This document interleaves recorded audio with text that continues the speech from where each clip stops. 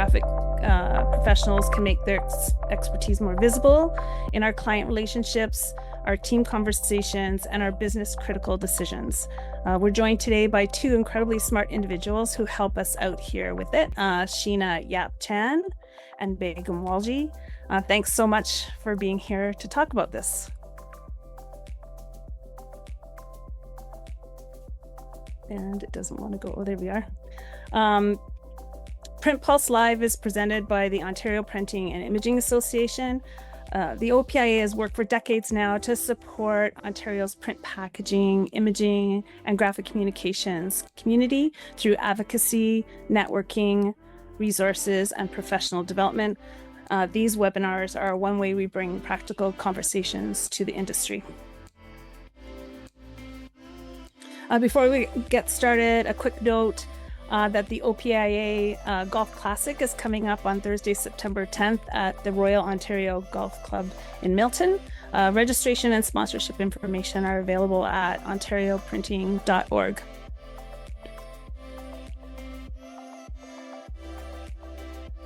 Hey.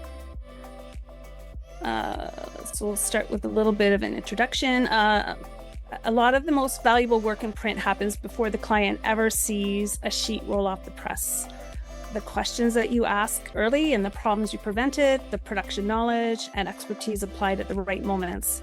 So today's session is about making that expertise visible so it can strengthen trust, improve collaboration, and support business growth. This isn't specifically about self-promotion. It's about helping the people you work with better understand the value that you're already bringing. It's also very much about confidence, because many skilled people hesitate to speak up, especially when technology is changing so quickly. And that's where our two speakers bring some incredibly valuable perspectives. So Sheena will begin by introducing the broader framework around visibility, communication, and human readiness. Sheena is a Wall Street Journal bestselling author, a TEDx speaker, and the creator of the Visible Framework. She also brings her own direct experience from the corrugate materials side of the industry. And then also well-known industry expert Begum Walji will then bring the conversation to her own world and our print world, which touches on print workflows, digital transformation, product adoption, customer experience, and of course AI. I don't think we can really have a conversation these days without AI coming up, especially when we're talking about change. With that, I'll turn things over to Sheena.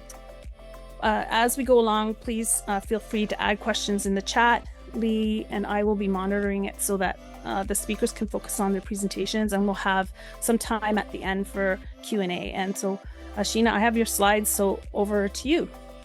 Thank you so much, Heather, for the great introduction. Hi, everyone. Hope everyone's having a great day.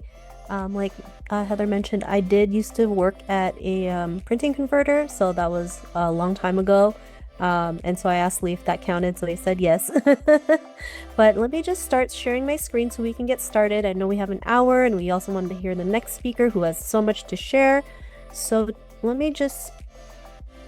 All right, so today we'll be talking about from production to influence, the visibility advantage in the print industry. So why do talks like these matter? You know, as Heather mentioned, technology and AI is changing the game, competition is increasing, clients are expecting more.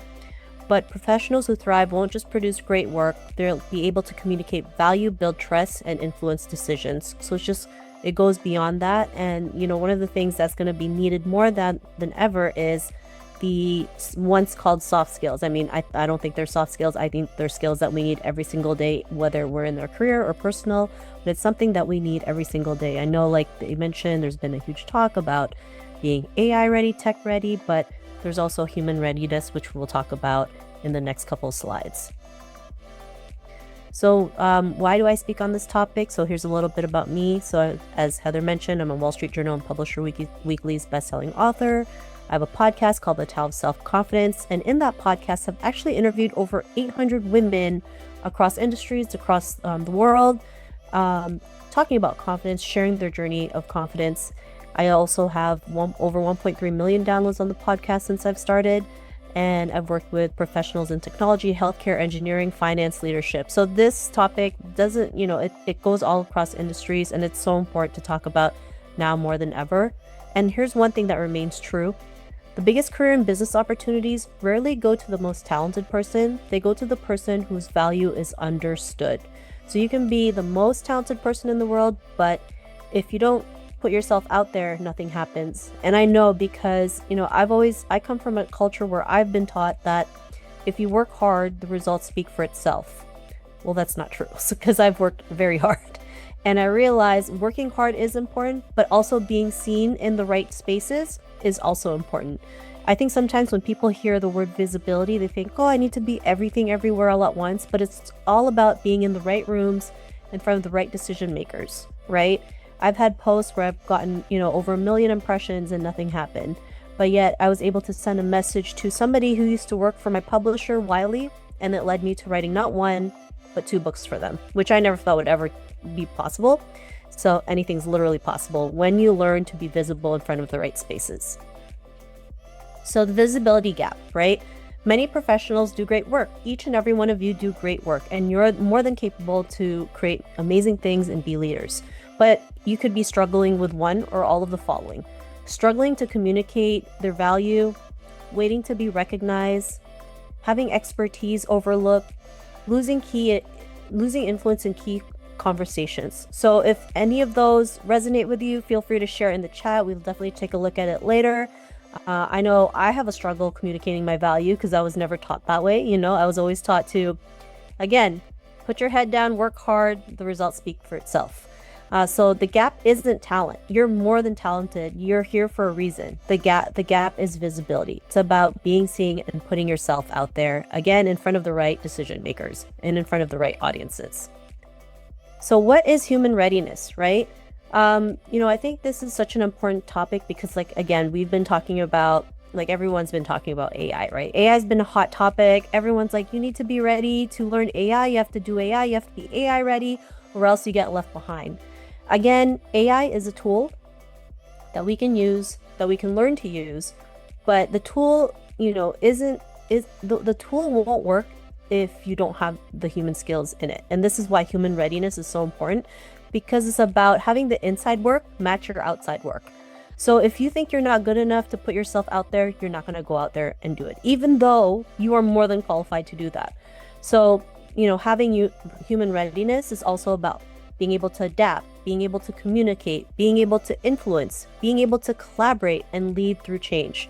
And this is so important because it's these skills that will help us weather through any storm, whether it's AI, tech, even the pandemic, right? There's a reason why we were able to thrive in spite of what happened, right? In spite of thinking the world might end, the world might close down, because human readiness was part of it. We were able to believe in our abilities. We were able to move forward regardless of the circumstances. And without that, nothing happens. I've seen this time and time again where companies have the best technology, the best procedures, but if their team does not know how to utilize it, or there's no communication channel, or they don't trust in their abilities, that becomes waste. And, you end up spending more than you need to, right? So this is important because, again, this is how we can help people bring their talents to the world, bring their talents out there, be able to be seen in a different light, and be able to be taken seriously. So technology can change organizations, but human readiness determines whether people can move with it. And again, I've seen this where companies don't realize how important this human readiness part is, because there's so many, a lot of the barriers they go through is communication barrier, not being able to connect with their teams properly, or not being able, or their teams don't trust the systems that they're using. So all these are just as important, because without that, you're not going to go out there and do it. In fact, I think I read an article where a person in a leadership team decided to quit their job because they didn't trust the morale anymore in the company. And that's huge, right? Because what if that was a person that can really bring change, right, to that company, but they lost it because they lost the morale, right? They didn't believe in the morale. So things like that are a big thing, because if you don't believe in what you're doing, if you don't believe in the company culture, if you don't believe in the industry, you're not going to go out there and be your best. So confidence is not a soft skill, right? I don't even know who decided to call these things soft skills, because I think this is a skill that we need every single day. In fact, I wish these were skills that were also taught in school. Learning math, science, law, all those things are important, but confidence is also just as important, especially when you're going out into the real world, getting job interviews, going for promotions, putting yourself out there. It takes a lot, right? A lot of courage and confidence, and it's not always easy. I get it. I've been there. I've been through rejection. It sucks. Who's ever been through rejection? We all have, right? And if we were taught to learn to move with it instead of stopping us, just imagine how much more we could have achieved. So having confidence is a business competency, because when confidence is low, ideas stay silent, problems go unaddressed, client relationship weakens, opportunities are missed.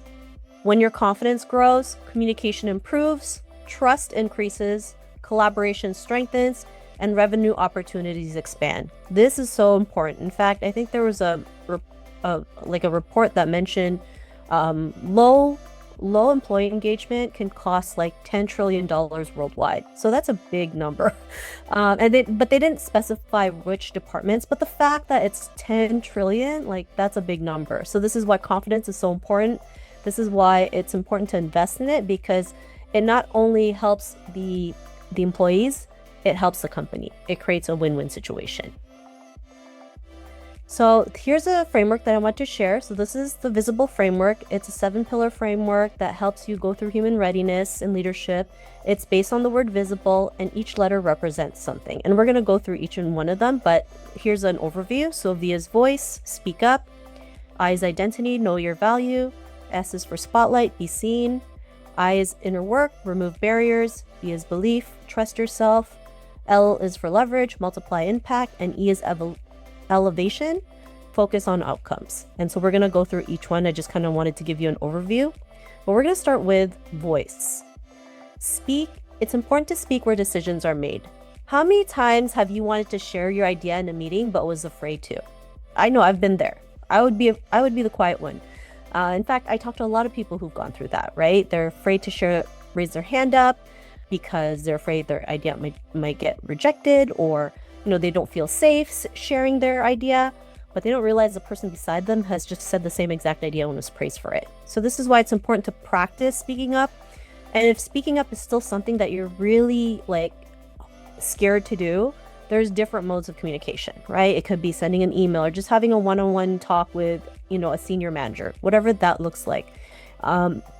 Start where you're comfortable, right? Because if you don't start, nothing happens. And again, your ideas just are kept to yourself and nothing happens. So your expertise does matter, and it needs to be shared in the rooms that matter, like meetings, client conversations, team discussions. So I'm going to ask you this question. Am I speaking where decisions are being made? So again, am I speaking where decisions are being made? So think about that during your reflection time. You can take a screenshot if you like, so you can look at this later, but it is important to speak up as often as you can in the right spaces.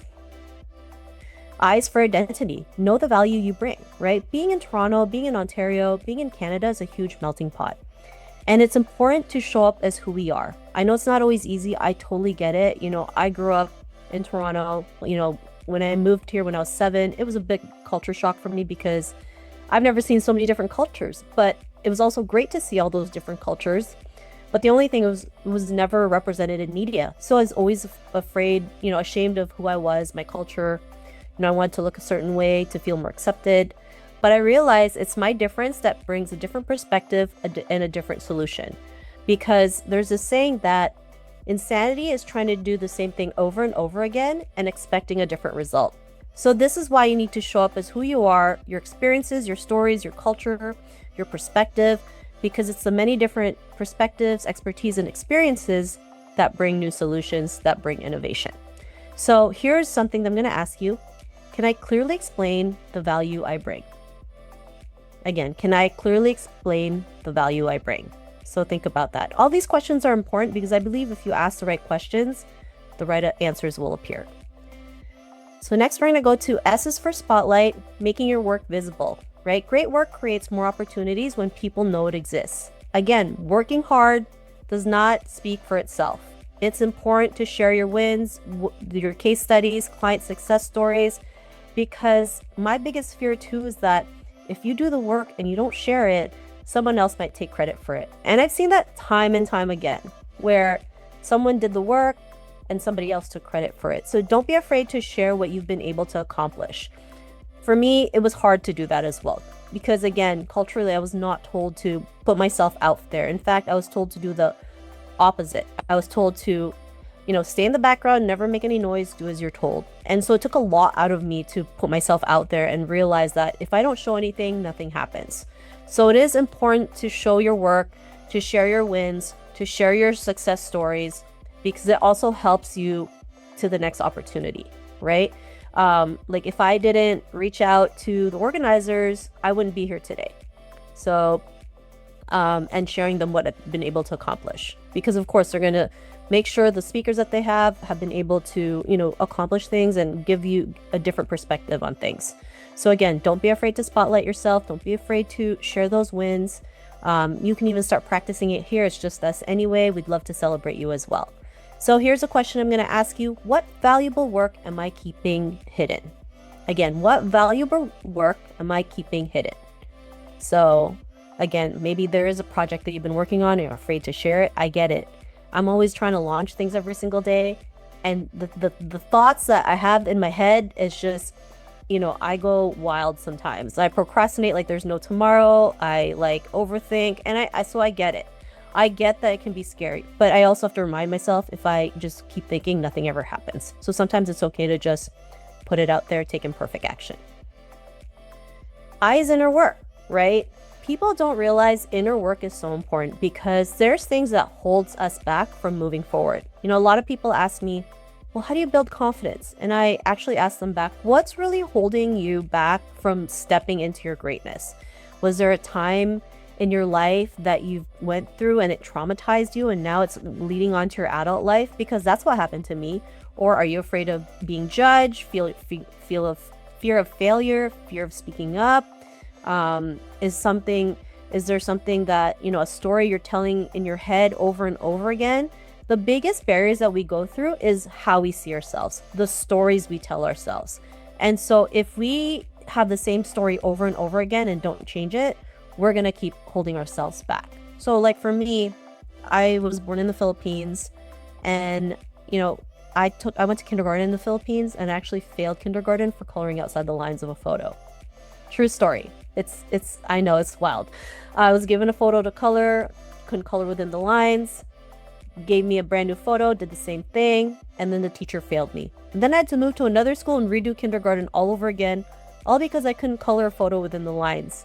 And at 5 years old, you don't know any better. But if you didn't go through the proper work, I didn't realize how that moment in my life went on to my adult life, because I was always afraid to launch anything. I thought if I launch it, it was an instant failure. And it wasn't until I attended a personal development seminar where I finally realized that moment I failed kindergarten was my mind protecting me from future failures. And so I had to basically talk myself out of it, saying what happened at 5 years old is not going to happen today. This is a different story. So again, there's things in your childhood that could be holding you back. We also go through intergenerational trauma. So it's not just our own traumas that we're carrying. We're probably carrying our parents, grandparents, and so on. Especially immigrating from a different country to Canada, we don't even know what they went through to get here, right? The amount of, just the amount of hoops they had to jump through to get to this country. So very lucky to be here, very grateful to be here because it's given me opportunities, and I'm grateful for my parents about that. So the question I want to ask you is, what is stopping me from taking action? Again, what is stopping me from taking action? So it's a really great question to ask yourself. B is verb belief. Trust your expertise, right? How we, belief is so important, right? Again, if we don't put ourselves out there, nothing happens. And I know sometimes we want everything to be 100% ready before we take action. But if you keep wanting things to be 100% ready, nothing ever happens, right? And belief is just knowing you could do it. And it doesn't matter how you're going to do it. You just know you'll get to that end goal. Even if you fall down 10 times, you'll get back 11, right? So for me, one of the strategies that I share in my book is this strategy of ready, fire, aim. So start before you're ready, take action, course correct as you go. And the more you keep doing that, that's how you start getting results. So you really have, this is why the inner work is also important. It's tied into this because your inner work helps you build your mindset and helps you build your self-trust so you can go out there and take that first step. Because if you don't believe in yourself, you're not going to do it. That's just true. I know because I've been there. There's so many times where I didn't believe in myself, where I didn't trust myself, and I just delayed my own success. So start doing things to trust yourself, whether it's, even just taking a record of everything you've done, write that so that when you feel self-doubt, you can look at all the things you've accomplished, and that's proof that you could do it, that you're more than capable. And so I want to ask you, where do I need to trust myself more? So again, where do I need to trust myself more? Oops. Next is L for leverage. Don't just work harder, work smarter, right? A lot of us think we have to be a one-man show when really we have tools, resources, networks that can help multiply our impact. So you could be one connection away from getting to the next opportunity. Again, like I mentioned, AI is a tool. It's a great tool when you learn to use it properly, when you learn to use it to build your impact. For me, it's a great time saver. It's really helped me. I'm not going to be ashamed of saying that I use it because, again, for me, I use it to help me bring my impact and multiply it, right? There's a reason why I have a podcast, because I have a platform that can multiply my stories into different countries, right? People can just download it on their phones from anywhere around the world and then listen to it. There's countries that I've never even heard of were listening to my podcast. I couldn't even pronounce it if you ask me, but it's wild to see that, right? Because I never thought I would ever reach to countries that I've never knew existed or I couldn't even pronounce. And so this is why leverage is important. Now, you guys are in this organization together. You can collaborate with each other, have coffee chats, networking events. Utilize that to leverage yourself, leverage what you want to do, and you never know what could happen. So this is what I'm going to ask you. What can I leverage to increase my impact? Again, what can I leverage to increase my impact, right? You can use social media. You can start making connections today with each other. The possibilities are endless. And then last but not least is elevation. Focus on impact, not just tasks. The most influential professionals connect their work to bigger outcomes. So client retention, revenue growth, business activities. Also, as you're leveling up, don't forget to bring others with you. That's how we build more leaders in this space. And so my question to you is, what bigger outcome am I helping create? So again, what bigger outcome am I helping create? So that is the visible framework. If there was a pillar that resonated with you, feel free to share in the chat. We'd love to hear it. So here's 3 communication barriers that's costing your growth. Assuming clients already understand your value. So I don't know if you ever heard this term, but they always say never assume, because, and I'm going to say a word that's not appropriate, but basically if you assume, you make an ass out of you and me. I don't know if you've ever heard that term, but I've heard that so many times. So again, don't assume your clients know your value. Be direct, speak up, share it. Waiting until problems occur to communicate, that I'm guilty of that, because especially when we're kids, right? Like if we do something, like we break a vase or something, right? We want to hide it from our parents. We think if we just hide it and we don't say anything, nothing happens. But then the more we hide it, the bigger the problem becomes, and we get in trouble a lot more because we weren't upfront. So it's important to be more upfront than to wait for a problem to occur. Talking about features instead of outcomes, right? People want to know, how will this make their life easier? How can they make more money? How can it help them, right? Clients just don't buy print, they buy results, right? Like for me, I would always call my clients and be like, hey, I have this stock. Do you want it today? Because if not, I'm going to give it to someone else, because I already knew the kind of things they were buying, the kind of paper they were buying. So I would just call them up, and they appreciated that because it helped. I made their life a lot easier. They were able to print their stuff way ahead of time, or just had stock in case something happened. So, these are some of the communication barriers that's costing your growth, feel free to share that in the chat. Here's visibility in action. So instead of saying we printed 50,000 brochures, start saying our team helped launch a campaign that increased customer engagement, because that sounds a lot better. And yes, it did help you. You did help them increase customer engagement. It's just reframing things to help you out, to help the client out. Another one's we completed the project. Instead of that, you can say we help the client achieve their objective, move from production language to impact language. So those are some of the things you can use. We're almost done. So here's a visibility strategy. Ask yourself, what value am I not communicating? Which client relationship could I strengthen this month? Where can I contribute more visibly inside my organization? What expertise could help my clients succeed? So I want you to just pick one action, one conversation, one opportunity. Don't have to do all, just pick one. And so here's my closing message. The future of print industry won't belong only to those who produce exceptional work. It will belong to those who can communicate that value, build trust, and create influence. Visibility isn't vanity, it's how value gets recognized. And so that's it. If you'd like to connect with me, here's my barcode. It'll go to my website, social media, books. And if you would like a copy of this presentation, you can also go to this link. Just enter your contact info and I'll send it straight to your inbox, and also leave it on the chat as well. Yeah. Thank you so much, Sheena. That was amazing how you broke down the entire concept of being visible. Thank you. A lot of things kind of resonated with me as well, because as I've gone through my career, I can see where I was hiding behind certain people or certain things. And it's always good to get a perspective from somebody who's, looking at it from a helicopter view. So thank you for that. I appreciate that. So a part of the presentation that I have definitely ties in with everything that Sheena just said. So if you allow me, I'm going to try and share my screen. And let's see. All right, perfect. So from visibility to value, and a little bit about me and where I come from. So I've been in production space for a very long time, in print production space, starting with my own company, some freelance work. I go way back to the days when we used to do film and lino outputs. So I'm kind of dating myself there.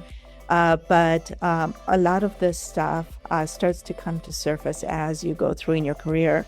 And for those that are just starting, I think this is going to resonate with where you want to try and go. So from visibility to value, this sets the core idea of the session. Visibility is not about being seen more. It's about being understood, to Sheena's point. And the shift that we're talking about today is from output to outcome. Everything in print now needs to connect to business value.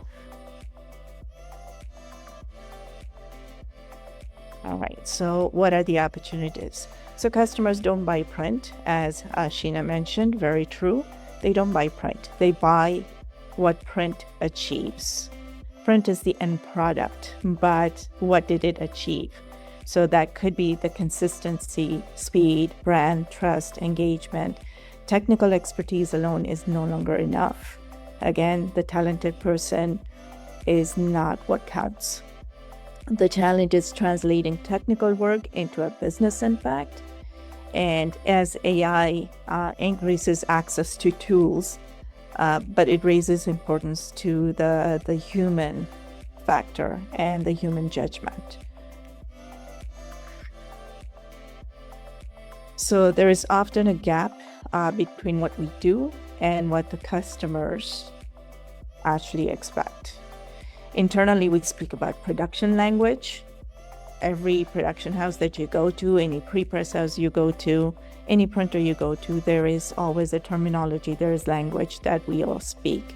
Externally, the customers think of the outcomes and the business results. They don't speak the lingo that we do. When the translation doesn't happen, value becomes invisible.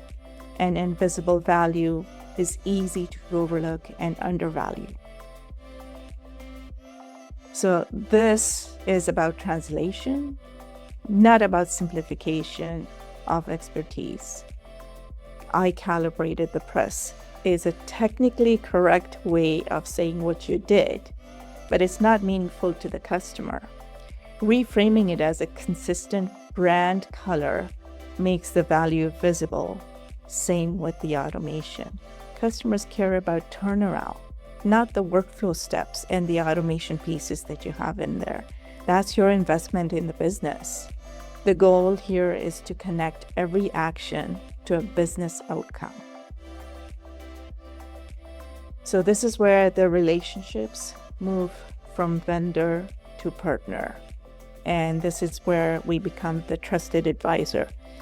Anticipating issues builds trust before problems appear. Recommendations matter more than execution alone. Protecting budgets, timelines, and brand reputation is a real value. This is where visibility turns into influence. So AI is not replacing expertise. It's changing the baseline. Information is now widely available at an instant. The differentiator becomes interpretation and judgment. Humans bring context, nuance, and trust. Your role becomes helping clients make better decisions, not just telling them what you can do technically. So here we have 3 messages that you need to remember. First one, customers buy outcomes, not print. Second one, AI democratizes, I'm sorry, I'm having an issue with that word. I can never say 10 times I tried, information, but humans create meaningful touch and feel and explanations. Third, print is not lacking talent. It has the opportunity to reframe its value today. These 3 ideas tie in everything together as a part of this entire talk, I think. So this is the challenge for the week. So you heard some challenges that Sheena gave you. This is my challenge. So this is about immediate application, and it's not just theory. Take one technical task and explain it in a business language. Have one conversation where you focus on value, not process. The goal is to practice visibility in real interactions. Visibility consistently builds trust, and trust creates opportunity.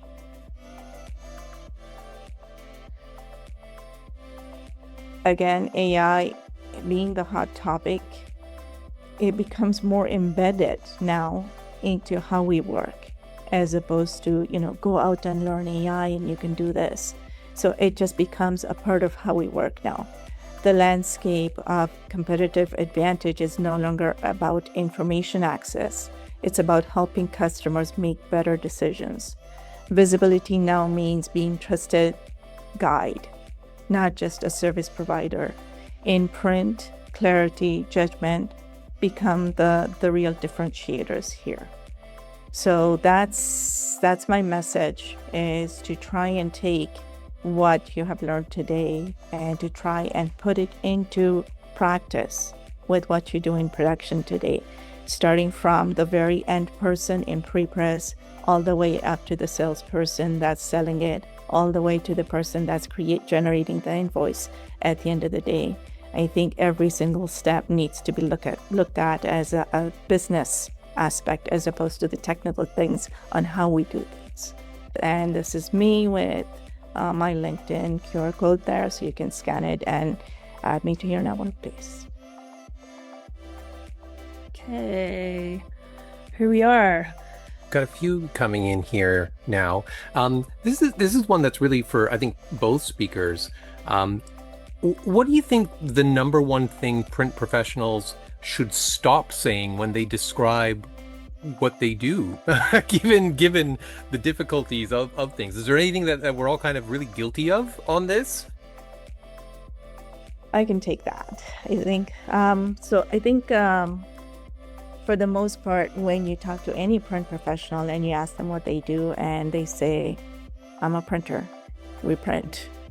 And I think that conversation needs to change. I think as a printer, you solve a business problem. You help brands communicate better. As printers, we help clients reduce the risk and not deliver, basically deliver the results. So I think instead of just saying I'm a printer, I think we need to put a value to what we do. Print is the end result, but what is it that we deliver to the customer? And I think the conversations need to change a little bit. It always drives me nuts when printers start talking about like how fast their press runs, or when we're talking to a client, and it's like, Yeah, they don't care. no, I mean, I appreciate that it's a cool, fast press, but yeah, client may not. How do we kind of break, or how do we find the line between bragging and speaking confidently about yourself? How do you kind of mitigate or measure against that? How do you control where you're just not having bravado over the top? I can answer that. I think for me, I put myself out there because I have a bigger purpose, right? It's not just about me. Especially growing up here in Toronto, not seeing anybody that looked like me in the media, I've always was very, passionate about building representation, and that also led to visibility. And I also think about the outcome if I do share myself, right? If I do talk about what I've been able to achieve, what happens after, right? Or what happens if I don't say anything at all, right? So it's about also thinking what would happen if you did or didn't. Because if you don't say anything, nothing ever happens. And a lot of us, myself included, we tend to overthink, maybe it sounds braggy, because sometimes it's just the stories we tell ourselves. Also our upbringing, right? Like for me, being in Asian culture, we're told, don't be so boastful, don't share your achievements. So for me, I had to unlearn a lot of that and relearn different lessons or different mindset so I can show up as who I am. And so I think, if you keep thinking it's gonna sound arrogant, you're never gonna do anything. And it's not gonna be a perfect situation. I think that's what we have to also understand, right? Not everyone's gonna like you, but that's okay, right? We're not there to have everybody like us. It's about, how does it help you? How does it help your career? How does it also help a client or help the organization? So if you were to go to your superior and say, hey, I was able to increase productivity by 30%, which led to a 20% increase in revenue, I mean, they're going to want to look at that, right? And does that sound like bragging, or does that sound like you're helping the company make more money? So why wouldn't they want to listen to you? So it takes a lot of a mindset shift to come out of it. We're always going to think it may sound braggy, or we think it's too much. I don't really know what is considered too much. I mean, for me, again, it's more of a purpose. So when I do it as a purpose, like, I'm not thinking about myself. I put myself out there because there's other people who need to see what I do to help them see what's possible. And because I've been able to do these workshops, share myself, I get lots of stories from women who said, they applied for a TEDx talk and did their first TEDx talk, or even just applied for their first speaking engagement, which to me is a big win. So I hope that helps out. Right. I had another one here, Sheena, because of the topic that you're just covering now. How can managers help quieter team members contribute more visibly? Because you always, in the boardroom, you always have the sort of the quiet ones that may have great ideas. How can managers help those people? Yeah, that's a great question. So again, your team is different. Each and every one is different, right? And so they're going to have different communication styles. So I think it's important to have 2 or 3 different communication channels, right? It could be a Slack chat, or Microsoft Teams chat, or it could just be having the person one-on-one, having an anonymous box, suggestion box, or even just email, right? So at least there's 3 or 4 different ways to do it so that they don't feel scared. Also, I think it's also important for managers to have to create a safe space, because people are more willing to share their ideas when they feel safe. It's kind of like, when you're in school and you put your hand up and to answer the teacher, and you say something wrong and then you get laughed at by kids. The kid never wants to say anything again because it's not a safe space, right? They don't feel safe. So psychological safety is important. Creating that safe space is important so that even the most introverted person or the most timid person will feel safe to say, hey, I got this idea, and would not be criticized for it or not be laughed at if it, if it was good or bad or whatever it may be. So I hope that kind of helps out as well.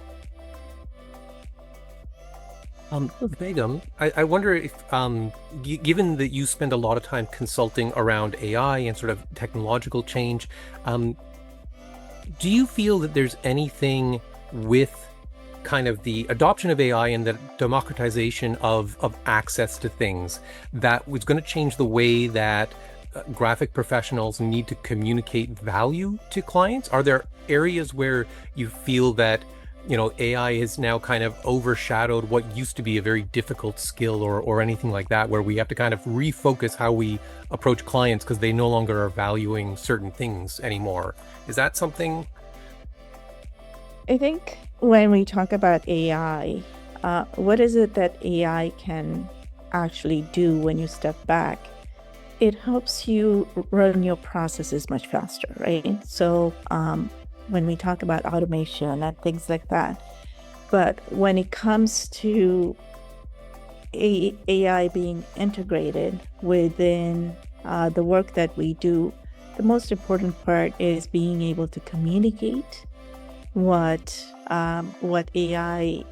part of AI is helping your production and how it's bringing that value, I guess. So converting that technological advancement into a business language that shows the value, I think, is a very important aspect of things.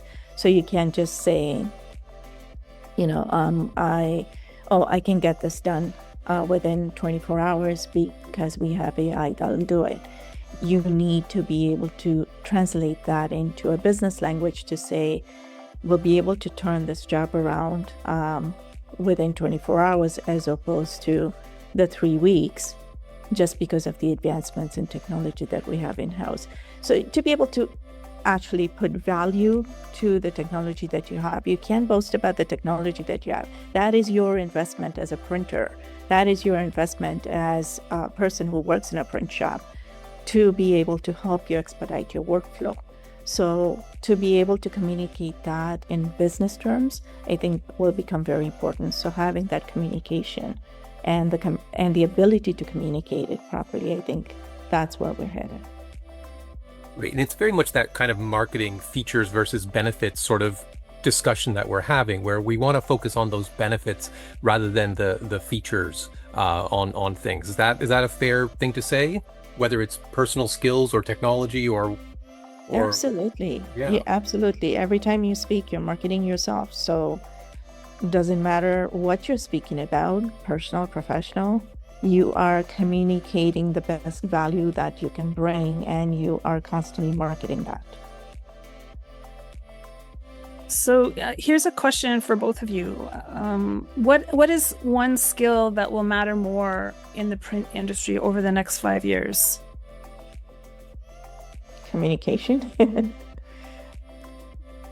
For me, I think being resilient is important, because we're going to go through lots of challenges, failures, setbacks, pivots, but how we move forward will really, make us more confident, be a leader, weather through the storms, right?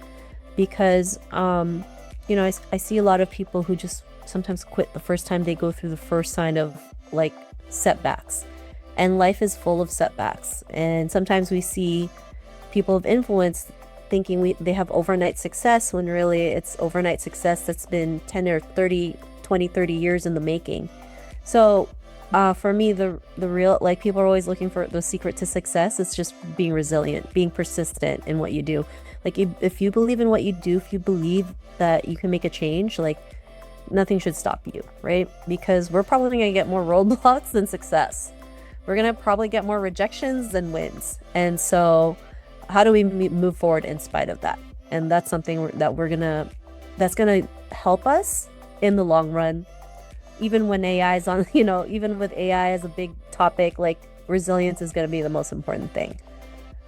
Yeah, and I think I when you were speaking, Sheena, you were talking also about soft skills and adaptability, and those are things that I speak to candidates about all the time as being so important to showcase, and also share your success story. So I loved that part of the discussion. Are there any other questions there, Lee, in the... Yeah, I actually just got a direct message. This one is from Ken, and it is, what can leaders and mentors do to help people build confidence in this entire process? What can you do as a leader or a mentor to help build that in your team or your colleagues? I can start. I think having personal development is so important. So whether it's for reading a book, listening to an audio, having it, like instilling it in their everyday like routine, because that's how you can build a stronger mindset, right? It's not about going from 0 to 100. It's just taking it from 0 to 1, right? And then taking it one step at a time. So even if it's just 10 minutes of your day, like start with 10 minutes, give them time to like work on their mindset, have personal development so that it helps them build who they are, their skills, their confidence, their leadership. And also I know a lot of people go through mentorship, which is great, but unfortunately, sometimes it stops at mentorship. So there needs to be mentorship and sponsorship, helping the people you mentored be put in those places of leadership, because it becomes wasted effort when you're mentoring someone and then nothing happens. And I've seen this time and time again. In fact, I've seen many people who say they've been mentored and then after that, they don't really know what to do after that, right? Like they don't know how did they get into those spaces. And so you have to be the one to help them get in those spaces so we can create more leaders in this industry and beyond. Yeah, and I totally agree with you there, Sheena. And I think one just addition that I would add to this is, as a leader, we tell people celebrate your successes, but as a leader, you want to celebrate your people's successes, and you want to put a shining badge on them and recognize them. And I think that just motivates them to do better and to get better at what they're doing. And they will now start to take bold steps to do additional things. So I think those are very important things as well. Skipping ahead here. I think we've addressed... You don't want to advertise OPIA, no? Oh, I do. Okay, so if everyone likes what we're doing with this series, we've had quite a few of the PrintPulse Live, and we're going to be doing more. But if you want to support the OPIA directly, I hope you consider becoming a member. We're welcoming new members with a 50% reduction in the membership fees for the first year. And you can get more information on our website at ontarioprinting.org. So I just wanted to thank Sheena and Begum. Thanks for sharing your knowledge with us today. We're going to be posting a recording of the session online if you want to revisit anything. And I just wanted to say before we go with my Girls Who Print hat on, we are having our first live Girls Who Print huddle event coming up at the Miller Tavern on July 15th. 5 to 9. It's a really fabulous networking event. We have some great things planned so everybody can get to know everybody else in the room, and just think about all those powerful, amazing women all in one room. And of course, our men allies are also invited to attend. Registration, you can register for that if you go to my LinkedIn. It's Heather Black, all lowercase --recruiter, and you can find the information there. And it's free, and we're gonna have some apps and some refreshments and a lot of fun. So I hope and it's a limited capacity event, so I think we're almost half sold the free tickets already, so I wanted to put that in there. So thanks everyone for joining us today. This is our last PrintPulse Live before the summer break, but we'll be back in September with more great speakers and great discussions. I hope you all have a wonderful rest of the day. We'll see you soon. Thanks so much, everyone. Thank you, Heather. Thank you, Begum. Thank you, Sheena. It was wonderful. Thank you. Thank you. Thank you. Bye, everyone. Have a great day. Bye.